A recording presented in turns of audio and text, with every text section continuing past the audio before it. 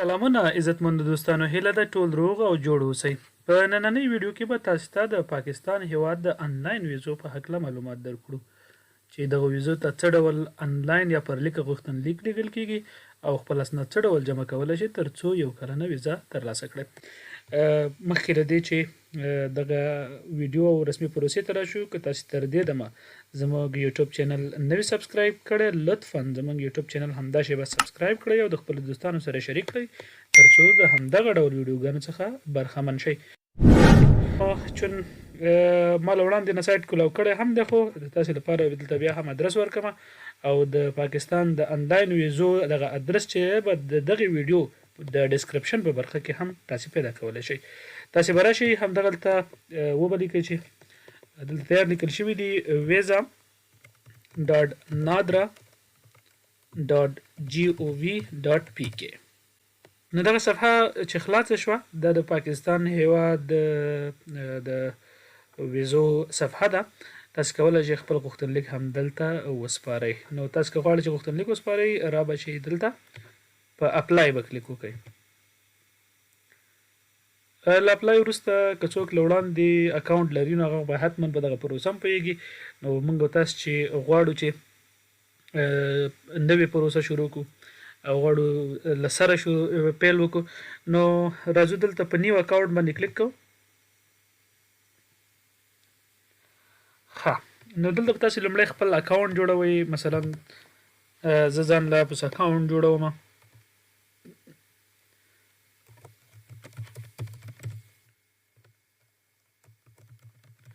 که څه هم زما له وړاندې یو اکاونټ دلته شته دی، هغه په بل ایمیل باندې دی، نو زه به دغه ایمیل هم تغیر کړم ورته.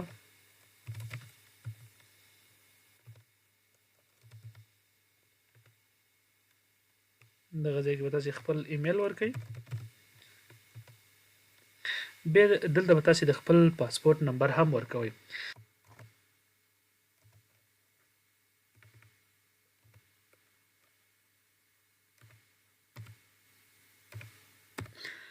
ښه، دلته د پاسپورټ نمبر او دغلته به راشئ.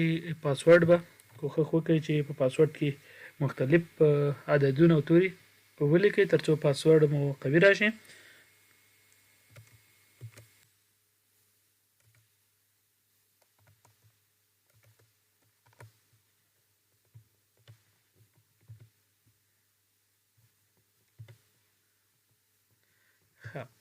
نو اوس زمونږ نوملیکنه وشوله. راشئ به تاسې خپل ایمیل ته او دلته په ایمیل کې تاسو ته یو ایمیل راغلی وي. لاړ شئ خپل ایمیل وګورئ، تاسو ته به ایمیل راغلی وي لکه دلته چې ښکاري. ماته ایمیل راغلی دی او د دې تایید شوې ده چې زما نوملیکنه وشوه په بریالي ډول باندې. نو دلته ماته خپل پین کوډ یې راکړی دی. تاسې دا ځان سره تیار کاپي کړئ، ځان سره یې واخلئ او کنټینیو رجسټریشن باندې کلیک وکړئ. اوس هغه کوډ چې تاسې هلته کاپي کړی دی دا راوړئ او دغه ځای کې پیسټ کړئ.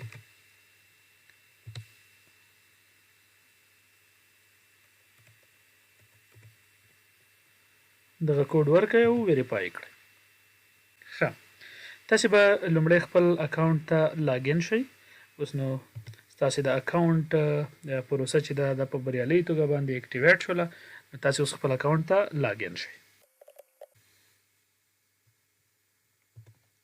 تاسو چې کله اکاونټ ته لاګین شولئ، دې تاسو ته د خپل ټرمز اینډ پالیسي په اړه باندې هلته لیکنه کړې ده چې تاسې په کومو اصولو باندې خپل غوښتنلیک سپارلی شئ، څه ډول غوښتنلیک باید وسپارئ. نو دا دقیقه ولولئ، چون ما لوستې ده، دغه پروسې سره بلد یم. زه کولی شم چې په دغه پروسه کې مخکې لاړ شم. که تاسې مطلب غواړئ چې په دغه پروسه باندې لا وپوهېږئ، دغه معلومات دي او ډېر ښه معلومات دي، دقیق یې ولولئ او د هغې نه وروسته بیا راشئ دلته په اکسپټ اینډ کنټینیو باندې کلیک وکړئ. نو موږ راځو په نوي غوښتنلیک باندې پیل کوو.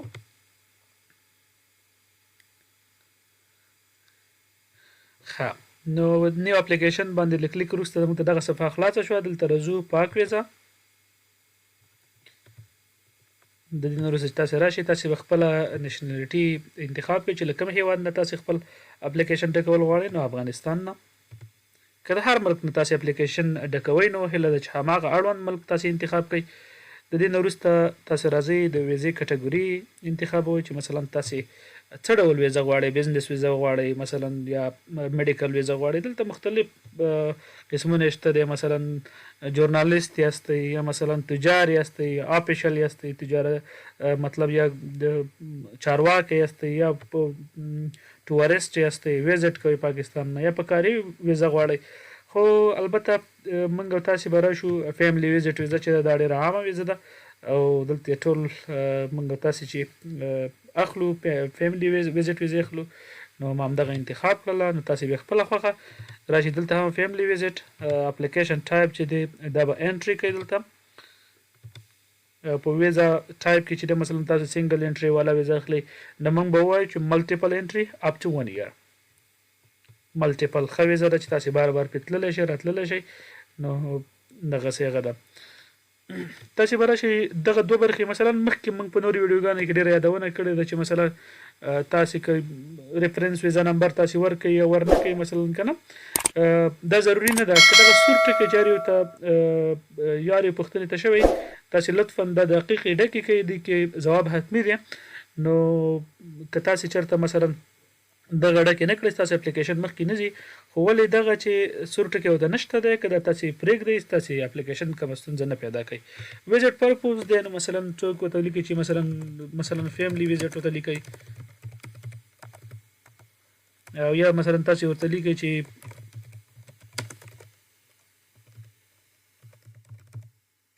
میډیکل ټریټمنټ که نه مثلا تاسې د دغه ویزې دپاره څونه وخت ویزه غواړئ که نه. دلته راشئ اوس مثلا که تاسې 6 میاشتنۍ ویزه غواړئ دلته ولیکئ 6 میاشتنۍ، یا مثلا که 3 میاشتنۍ غواړئ 3 میاشتنۍ، یا راشئ مثلا تاسې 1 کلنه غواړئ راشئ بیا دلته 1 ولیکئ او دا میاشتې چې دي دا په کلونو باندې بدلې کړئ. اوس به دلته راشئ دغه خانې به دقیقې ډکې کړئ. مثلا تاسې راځئ خپل هیواد دلته انتخابوئ. دلته تاسو راشئ مثلا دې میشن کې به تاسې د دوی چې کوم ځای کې نمایندګۍ دي، سیاسي نمایندګۍ دي یا کونسلګرۍ دي، تاسې همغه انتخاب کوئ. مثلا که دوی تاسې باندې چېرته شک راشي وغواړي تاسې اړوند معلومات لاسته راوړي نو دوی بیا تاسې غواړي مثلا دوی په جلال آباد کې کونسلګري لري، قندهار کې لري، کابل کې لري، مزار شریف کې لري او هرات کې لري. نو موږ دپاره کابل تر ټولو غوره دا ده چې هلته مرکزي څانګه ده او اکثره وخت تر ډیره پورې خلک کابل ته غوښتل کیږي. ما داسې تردید ما نم دی اورېدلی خو ښه ده. انټري پورټ به تاسې اول دغه کې انتخاب کوئ چې مثلا تاسې له کومې لارې نه غواړئ پاکستان ته داخل شئ. نو تاسې به راشئ چې اوس دلته مثلا زه غواړم چې دلته ټول بندرونه شته دی د افغانستان سره، مثلا یا ایرپورټونه هم شته دی چې تاسې هوایي لاره استفاده کوئ. مثلا غواړئ د طیارې په توسط باندې لاړ شئ. نو زمونږ چون غواړو زمیني لاړ شو تورخم لینډ روډ چې دی دا عموما مشرقي وال ډېر کاروي، ټول افغانان یې کاروي. نو موږ به په همدې خاطر باندې چې دی دا انتخاب کوو. بیرته د کوم اړخه راځئ بیرته هم د تورخم له اړخه افغانستان ته راستنیږو. نو دا هم له وړاندې نه دوی ته معلومات ورکړل. تاسې به دلته مثلا ارایول ډیټ دی د خپل هغه وخت چې تاسې غوښتنلیک ډکوئ د هغې نه یو هفته وروسته وخت تاسې انتخاب کوئ چې مثلا زه غواړم په دغه وخت باندې چې دی پاکستان ته ولاړ شم. مثلا زه 30 د اپریل انتخابوم چې زه غواړم پاکستان هیواد ته سفر وکړم. بیرته کله راځم مثلا اوس بیرته د راتګ کیسه ده. نو تاسې به راشئ خیر یو 15 ورځې 20 ورځې هر څونه وخت چې تاسو غواړئ دا پکې انتخاب کړئ. ما دغه 25 ورځې انتخاب کړی دی چې بیرته په دغه تاریخ باندې غواړم چې بیرته خپل وطن افغانستان ته راشم. دې نه وروسته به راشئ تاسې به د خپل پاسپورټ نمبر دلته ورکړئ او مخکې لاړ شئ.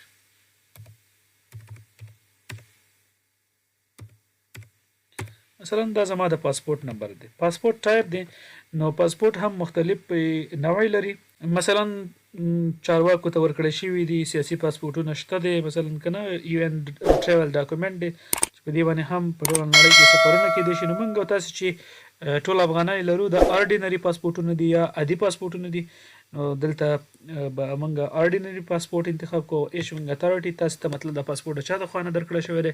تاسې مثلا دلته ولیکئ ګورنمنټ اف افغانستان هم شي لیکلی. مثلا که دې ترڅنګ تاسې پاسپورټ کې وګورئ چې تاسې کوم ځای کې پاسپورټ اخیستی د کوم ځای د خوا نه ایشو شوی تاسې هماغه ځای انتخاب کړئ. مثلا زه لیکم دلته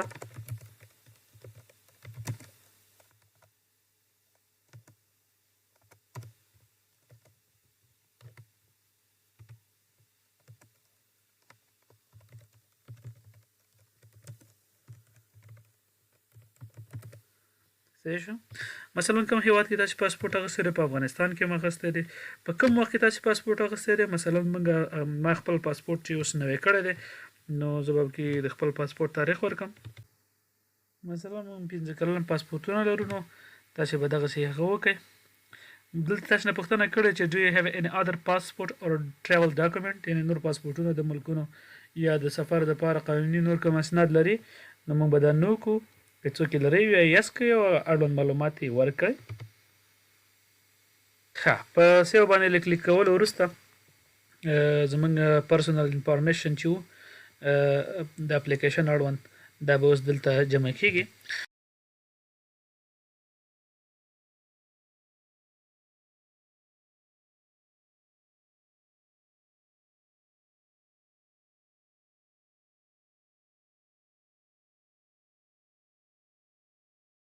مثلا څونه تعلیم تاسو کړی دی، نو دلته راشئ خپل د تعلیم یا د سواد کچه مو دلته ولیکئ.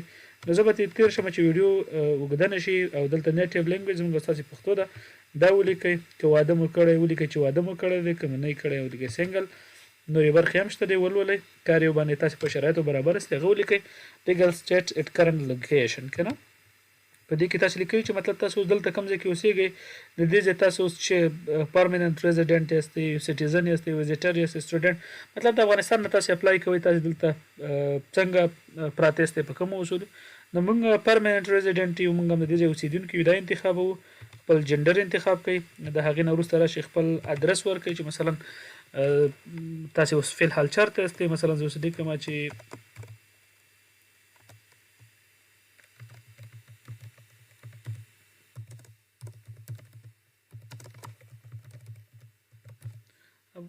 مطلب دلته زه اوسېږم که نه.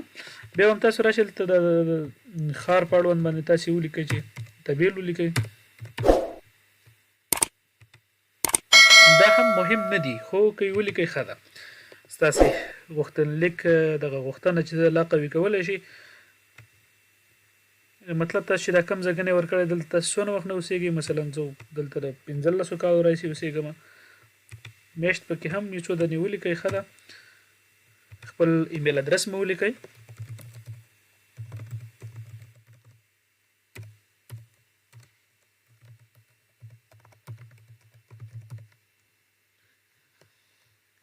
دغه د لینډلاین یا په افغانستان کې پاکستان کې تاسو کومه شمېره لرئ، نو دا پکې ولیکئ. که یې نه لرئ نو مثلا صرف نظر شئ تی، خو موبایل پکې حتما ولیکئ ځکه دا ضروري ده. هلته ورته نښه کړې ده. نو تاسو چې کله افغانستان انتخاب کړه، دلته به بیا راشئ، ستاسو د کوډ به تغیر شي، وبه لیکئ، خپل نمبر به ولیکئ.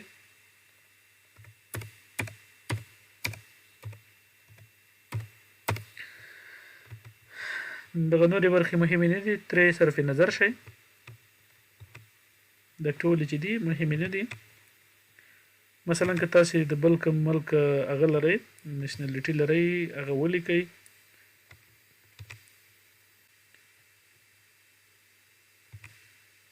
که یې نه لرئ راشئ بېرته پې افغانستان انتخاب کړئ.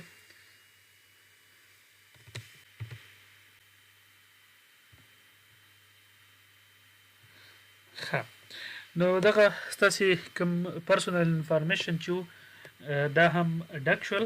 نو له دې نه وروسته به راشئ د خپل فامیل اړوند به معلومات ولیکئ. مثلا د خپل والد صاحب نوم به مو ولیکئ. د نورې برخې مهمې نه دي. که پاسپورټ ولري او د پیدایش تاریخ تاسو ته معلوم وي او حتما افغان د افغانستان کې پیدا شوی دی، نو دغه تاسو که لیکئ ولیکئ، که نه لیکئ دغه دوه برخې کې مهمې دي. دا ما ډکې کړلې. او که نه د مور نوم ولیکئ دلته.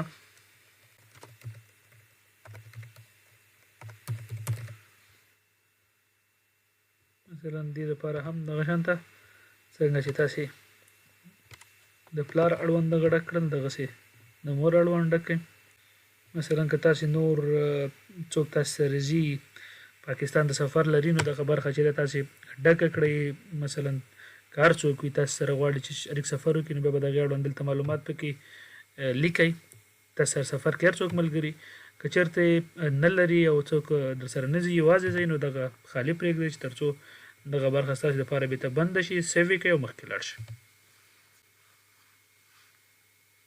له دې نه وروسته راشئ تاسې مثلا پرسنل سرکمسټانسز، مطلب د ځان په اړه باندې په کوم حالت کې استئ دغه کې تاسو ولیکئ چې مثلا تاسو چېرته وظیفه لرئ یا نه لرئ یا مطلب کور کې کار کوئ تقاعد شوي استئ زده کوونکي استئ که نه یا مطلب خپلې کورنۍ غړي تاسو هلته د هغې د خوا نه تاسو غوښتل کېږي راشئ ټول سردردي نه تېر شئ چې بیا اسناد غواړي دلته به راشئ د انامپلایډ انتخاب کړئ او د دې نه وروسته بانک اکاونټ انفارمیشن دی ډو یو هیو ا بانک اکاونټ ان پاکستان نو دا که تاسو ډک کړئ به د بانک په اړه باندې معلومات ورکوئ موږ تاسو نه لرو صرف نظر کېږو ترې او مخکې ځو ښه دلته راځي د ټریول هیسټري په اړه باندې او د تاسو نور مطلب چې مخکې تاسو چېرته سفرونه کړي دي د اړوند د تاسو نه معلومات غواړي مثلا لیکلي چې have you traveled to any country in past 3 years که چېرته نورو ملکونو ته تللي یاستئ ستاسو پاسپورټ باندې د بل ملک ویزه وي دا یس کوئ او د هغې اړوند معلومات ورکوئ که چېرته نه یاستئ تللي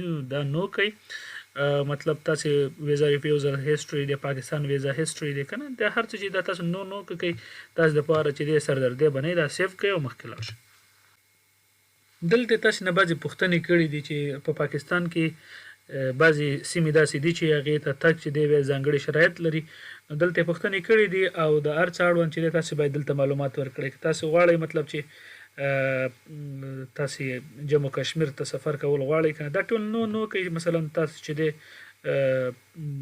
دغه برخه کې چې کومې ستونزې سره مخ نشئ چې ته په هوټل کې پاتې کېږئ که تاسو هوټل بک کړئ که دا یاس کړئ تاسو به د هوټل اړوند کوم ادرس چې دی او د دې څونه معلومات او تاسو هوټل بک کړی دی دا ټول به دلته لیکئ نو دا هم نو کوي چې ستونزه نه ته که چا سره پاتې کېږي اوس که نه مطلب په هوټل کې نه پاتې کېږي ښه نو چېرته پاتې کېږي دلته به راشي تاسو پاکستان کې چې د هر چا خوا ته ځئ دا به ولیکئ مطلب زه اوس غواړم چې د الطاف خوا ته ځم مثلا الطاف چېرته اوسېږي که نه اوس مثلا تاسو ولیکئ چې زه به د خپل دغه وکړم که نه که فیس 3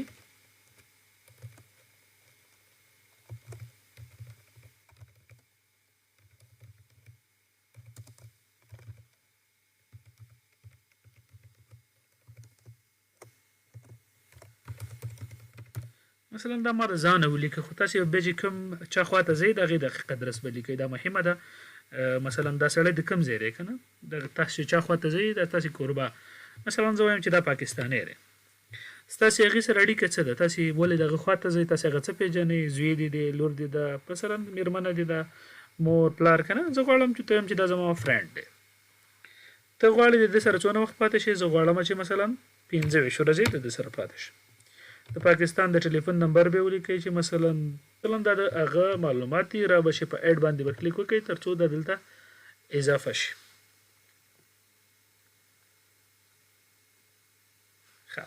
د دغه کس معلومات دلته اضافه شول که تاسو د بل چا خوا ته ځئ هغه هم ولیکئ پاکستان کې څونه خلکو خوا ته تاسو ځئ ملاقاتونه کوئ د ټول سفر اړوند معلومات دغلته ولیکئ که نه دغه یو کس کفایت کوي که چېرې تاسو دقیق ادرس ورکړی نو ستاسې پروسه به مخکې ځي راځو په سیو باندې کلیک کوو او مخکې ځو ښه دلته دغه برخه ده په دې کې به تاسې خپل اړوند کوم ډاکومنټس چې دي مثلا تاسو نه څه غوښتي دي مخکې ما ویل چې انځور دی تذکره ده پاسپورټ دی او که چېرې تاسې مخکې پاکستان ته تللی یاستئ د هغې ویزې سکین کاپي ده دلته د انځور په اړه باندې معلومات لیکلي دي چې مثلا تاسې انځور چې دی باید 6 میاشتو نه ډېر وخت نه وي شوی چې تاسو ویستلی که نه باید سپین بیکګراوند ولري مطلب چې تاسې باید چشمې پکې نه وي په سترګو کړلي او د دې دغه پراخوالی اوږدوالی چې دی 350 ضربې 480 کې باید واوسېږي ټول ډاکومنټس په اړه باندې دلته معلومات لیکلي دي نو تاسې دقیق ولولئ خو که چېرته ستونزه کې وي بیا هم موږ ته تاسې کمنټ کولی شئ هر وخت موږ ستاسې په خدمت کې یو خو ټول کوښښ وکړئ چې ډاکومنټس مو په PDF بڼه باندې جوړ کړئ سپورټینګ ډاکومنټس کې مثلا تاسو دلته راځئ لومړی تاسې غواړئ چې هر یو چې انتخابوئ دا مهمه نه چې لومړی تاسې څه شی انتخاب کړئ زه لومړی انځور انتخابوم صحیح ده انځور مې انتخاب کړي د دې نه راځو چوز وروسته چوز موږ انتخابوو چوز کې تاسې راشئ خپل انځور چې مخکې ما په شرایطو برابر عکس برابر کړی دی نو تاسې هم دغسې برابر کړئ سپین بیکګراوند ته جوړ عکس دا به راشي مثلا دا به تاسې اپلوډ کړئ دا چې کله اپلوډ شه دا چې کله اپلوډ شي نو تاسې ته دغلته ښیي چې ستاسې انځور دغه دی پورته شوی دی اوس به راشئ مثلا پاسپورټ انتخاب کړئ جی پی جی او مثلا PDF دواړه سپورټیبل دي نو تاسو چې هر یو لرئ کولی شئ دلته یې ولېږئ زه اوس مثلا راځم پاسپورت دلته انتخابوم، دا هم اپلوډوم. خو د یو شي ته تاسې باید فکر وي چې ستاسې د هر ډاکومنټ وزن باید د 7 MB نه پورته نه وي. که چېرته د 7 MB نه پورته وي دی بیا نه سپورټ کوي، بیا ته ریجیکټ کوي. دا هم اضافه شو پاسپورټ. اوس راځو خپله تذکره.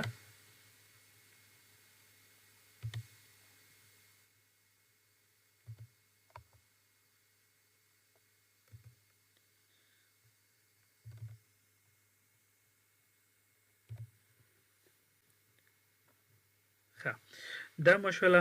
اوس مثلا که تاسې چېرته مخکې ویزا اخیستې وي، ویزا لرئ، نو دلته راشئ د ادر باندې به کلیک وکړئ او هغه ویزا به دلته اپلوډ کړئ. چون ما مخکې ویزا نه ده اخیستې او غواړم اوس ویزې ته اپلای وکړم، نو زه ترې صرف نظر کېږم. دا سیو کوو او مخکې ځو. ښه، دا اوس تاسې ټول معلومات دي چې تاسې نه غوښتل شوي وو. دلته تاسو ته یو یادونه هم کړې ده چې تاسې خپل اپلیکیشن دقیق ولولئ. که تاسې چېرته مطلب داسې فکر کوئ چې دې باید تغییر راوړلی شي، نو ایډیټ یې کوئ یا اپډیټ کوئ. نو که چېرته تاسې بیا د دې نه وروسته چې تاسې دا یو وارې ولېږئ، بیا په دې کې تغییرات نه راځي، دا رسېدلی یو وارې، خو د تغییراتو غوښتنه کولی شئ. البته دا زمونږ ټول معلومات دي چې مونږ برابر کړله. اوس راځو وروستي اپشن ته. نو دا موږ به تاسو دا تایید کړو چې ما دا هر څه ولوستل، دا سم و. دا به موږ تاسې سیو کړو او پروسید ټو پیمنټ، یا مطلب موږ د دې د هرې ویزې دپاره چې دی، عادي ویزې دپاره $8.13 ته ضرورت دی چې تاسې د بانک اکاونټ د لارې باید تحویل کړئ. د مختلفو بانکونو د لارې کېږي. په افغانستان کې فکر کوم په اوسنۍ او فعلي شرایطو کې چې دی د AIB بانک د ماسټر ډیبټ کارت د لارې نه کېږي، نو ټول بانکونه نه کېږي. او که تاسې پاکستان کې کوم ملګری لرئ د هغه نه مرسته وغواړئ، نو پروسید ټو پیمنټ انتخابوو دلته.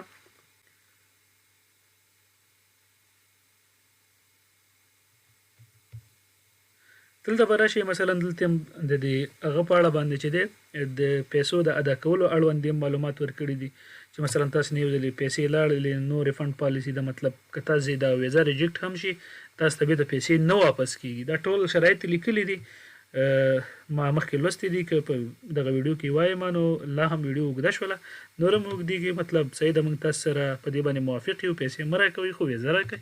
مخکې ځو. ښه، تاسې بل ته راځئ، د خپل کارډ نمبر به لومړی دلته لیکئ. مثلا تاسو اوس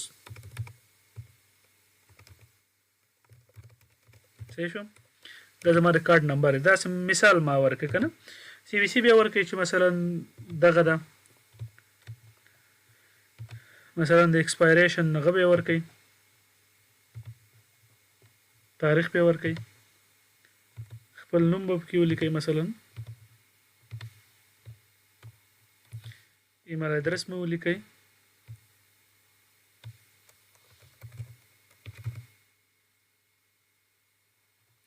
د کوم هیواد نه تاسو هغه کوئ، خپل ټول دقیق ادرس به مو ولیکئ چې د افغانستان نه، د کونړ نه، د اسداباد نه، مطلب که نه دا زمونږ چې دی پوسټل کوډ دی، دا زمونږ د سټریټ او اړوند ټول معلومات دي. نو کنفرم اینډ پے.